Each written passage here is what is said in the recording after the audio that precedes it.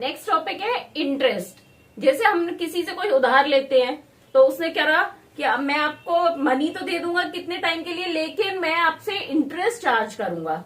तो जैसे सपोज हमने किसी से 4000 रुपीज लिए और उसने बोला मैं आपसे 15% इंटरेस्ट चार्ज करूंगा, तो हमें उसे वापस कितने पैसे बैक करने पड़ेंगे? 4000 था हमारा अमाउंट, इसे बोलते हैं प्रिंसिपल अमाउंट। हम कितने वापस करेंगे उसे? Principal amount plus interest. यहां इंटरेस्ट रेट कितनी है? तो बोला 15%। ठीक है, तो 15% किसका?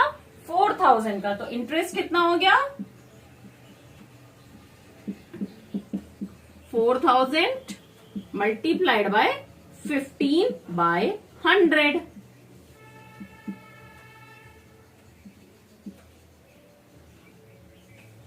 ₹600 हमारा इंटरेस्ट हो गया। तो हमें वापस कितने करने पड़ेंगे? 4000 प्लस इंटरेस्ट की मनी,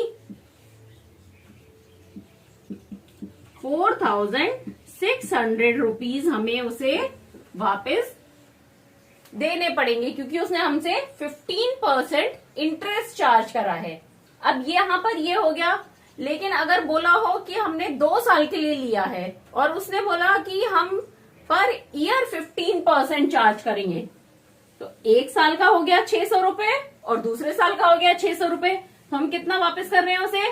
पहले साल का इंटरेस्ट 600 रुपए और दूसरे साल का 600 रुपए। तो कितना हो गया? 0025 5200 रुपीज। लेकिन ये हम हर साल का अलग अलग थोड़ी ना कैलकुलेट करेंगे, तो इसका सिंपल फॉर्मूला क्या हो गया? इंटरेस्ट का principal amount into rate. Rate मतलब 15% हो गई इंटू टाइम। टाइम मतलब कितने टाइम के लिए लिया है हमने। तो आप इस फॉर्मूले को याद रखिए, ये सिंपल इंटरेस्ट का फॉर्मूला है, ये हर जगह काम आता है। PRT principal amount rate into time. तो प्रिंसिपल अमाउंट यहां कितना है? 4000 multiplied by rate 15000 time 2 years upon 100। ये कट हो गया और ये हो गया 1200। तो अब हमें कितने इंटरेस्ट पे करना है? 1200। प्रिंसिपल अमाउंट था हमारा 4000 और ये हो गया 1200 इंटरेस्ट। तो हम वापस करेंगे 5200। तो हमें यहाँ हर ईयर का इंटरेस्ट अलग अलग निकाल के फिर ऐड करने की जरूरत नहीं है, सिंपल टाइम से इसको मल्टीप्लाई कर देंगे। बस यहाँ ये ध्यान रखना है कि जो आपका इंटरेस्ट रेट है वो पर एनम हो 15%। अगर एनम में दिए तो टाइम भी एनम में होगा। अब ये चैप्टर कंप्लीट हो गया है। अब हम इसके आगे की एक्सरसाइज करते हैं, उससे आपके जो भी डाउट्स हैं वो क्लियर हो जाएंगे। नहीं हो तो आप मुझसे कमेंट करके पूछ सकते हैं।